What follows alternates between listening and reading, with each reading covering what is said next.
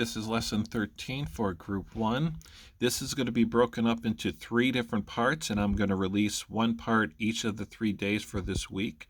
So there'll be one part on Monday, one part on Wednesday, and the last part on Friday. The point of this is basically to give you as little work as possible while still giving the appearance that we're doing our normal coursework, our workload. Okay, so this first part of the video is only going to go up to example 1, and then it's going to stop. Don't do the assignment. Don't worry about it. On Wednesday, I'll upload the second part of this video, of this lesson, and it's only going to do example 2. So these are going to be very short videos. The first part's probably going to be the longest part. It'll probably be about 10 minutes.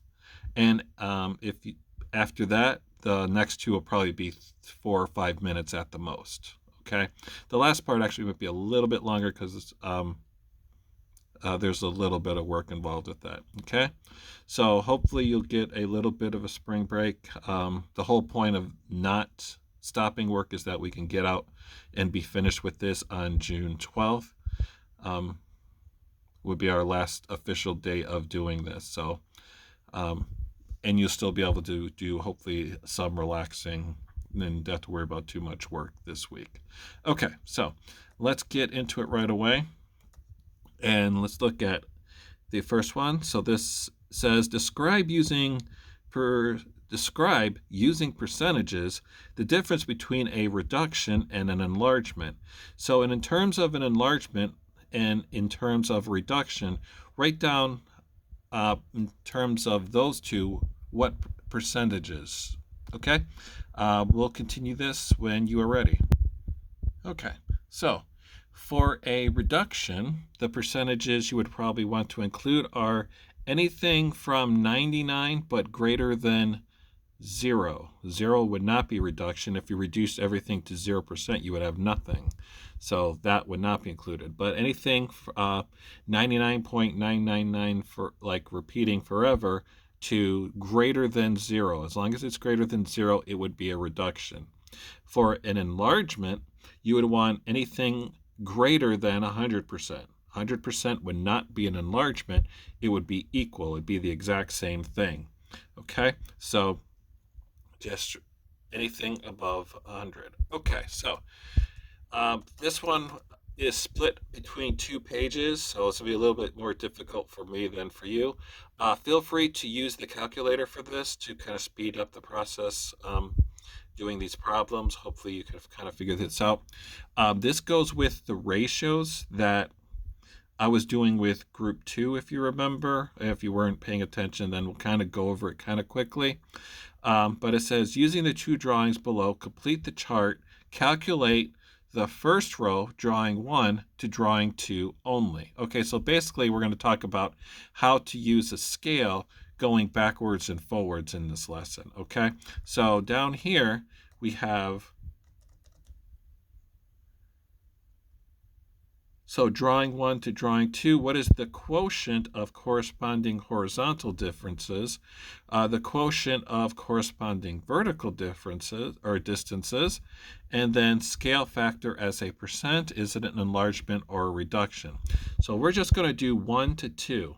So from 1 to 2, so from this drawing 1 to drawing 2, first of all, is this an enlargement or is this a reduction? That's going to tell you what kind of percentage you could expect. So drawing 1 is there and drawing 2 is there.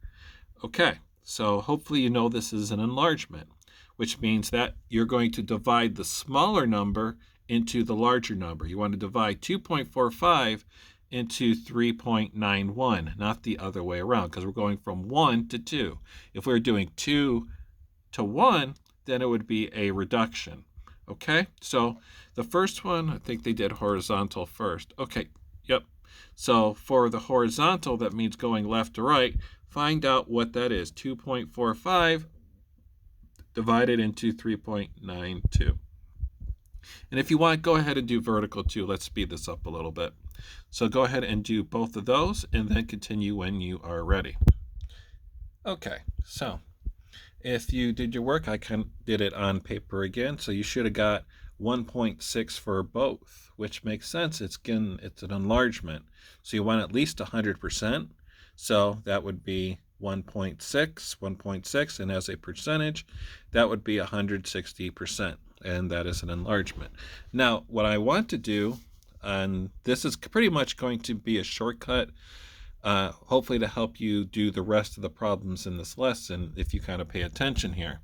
So what they want you to do now is to go not from 1 to 2, but go from 2 to 1.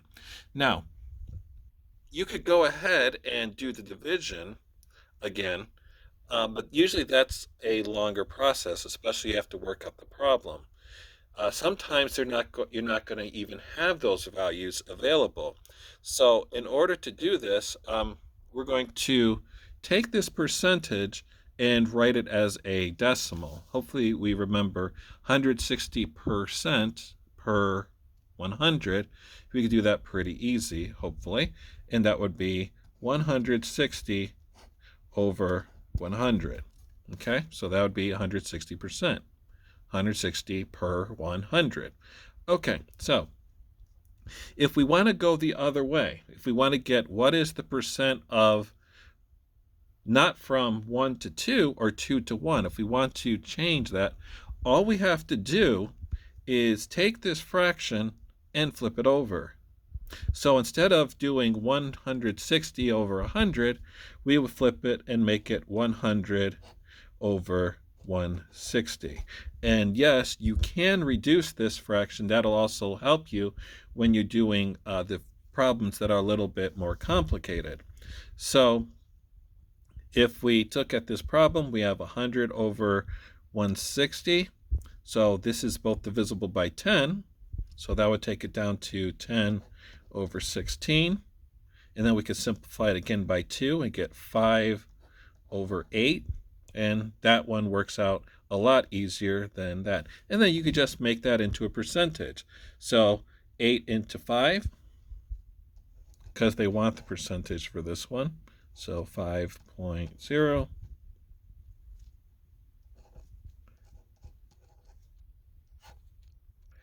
Two decimal, we need to add a 0. This one will be the last step here. And you could have done this one in your head because 8s are pretty easy. So we have 0.625 or 62.5%. So all we did is we found out the one we have. So we knew that we had the measurements.